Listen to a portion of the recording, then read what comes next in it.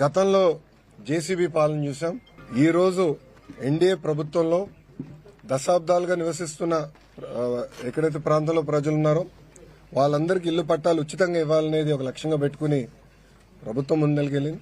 దాంట్లో భాగంగా ఆంధ్ర రాష్ట్రంలోని ఎన్డీఏ ప్రభుత్వం ఏర్పడిన తర్వాత మొదటి పట్టా మంగళగిరిలో ఉండవల్లి గ్రామంలో ఇస్తాం జరిగింది. ఇది 2024 ఎన్నికల్లో నేను ప్రజలకు ఇచ్చిన హామీ.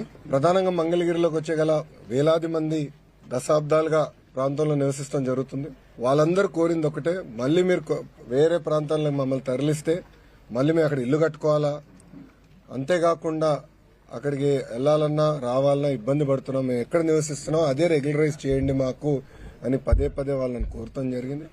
నేను ఆనాడే చెప్పా, గౌరవంగా బట్టలు పెట్టి పట్టాలు ఇస్తానని హామీ ఇస్తాం జరిగింది. కూటమి ప్రభుత్వం ఏర్పడిన మొదటి 10 నెలల్లో మంగళగిరి నియోజకవర్గంలో సుమారుగా 3000 పట్టాలు మొదటి విడతలో అందజేస్తాం జరుగుతుంది. మీరందరూ ఒక్కసారి చూస్తే 2019 నుంచి నేను ఇక్కడ మంగళగిరిలో పోటీ చేశాను. 5300 ఓట్ల మెజారిటీతో ఓడిపోవడం జరిగింది.